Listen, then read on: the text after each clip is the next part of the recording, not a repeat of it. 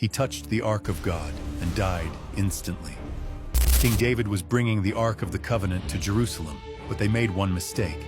They put it on a cart pulled by oxen. As they traveled, the oxen stumbled. The Ark tilted, about to fall. A man named Uzzah reached out to steady it. One touch, he dropped dead. The music stopped. The celebration ended. Silence. David was furious, then terrified. He refused to bring the Ark to Jerusalem that day, because Uzzah's intentions didn't matter. His reflex didn't matter. God had given clear instructions. The Ark must be carried on poles by Levites, never touched, never carted. Uzzah treated holy things like common things, and God's presence demands reverence, not familiarity. If you understand that God's holiness cannot be handled carelessly, type Amen and comment, "Teach me reverence, Lord." When Apostle John wouldn't stop preaching about Jesus, Emperor Domitian ordered his death, not by sword, by boiling oil. They dragged him to Rome, threw him into a cauldron in front of a crowd.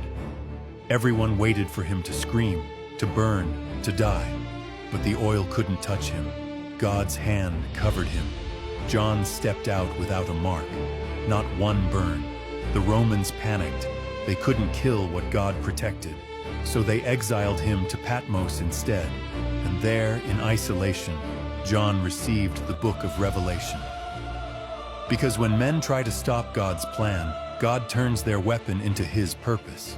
If you believe no weapon formed against you will prosper, type Amen and comment, "God protects me." He slept with lions and woke up alive. Daniel prayed 3 times a day, windows open, facing Jerusalem. Everyone knew it. So jealous officials convinced the king to pass a law: pray to anyone but the king for 30 days and you die. They weren't targeting prayer. They were targeting Daniel. The king signed it, then realized he'd been tricked. But the law couldn't be changed, so Daniel was thrown into a den of hungry lions.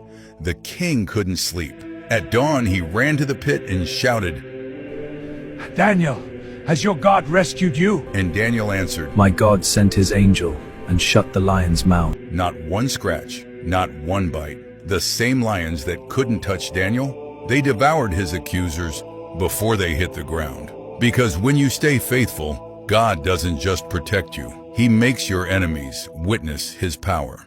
If you trust God to fight your battles, type Amen and comment, "My God defends me." Why did the valley of dry bones rise as a mighty army?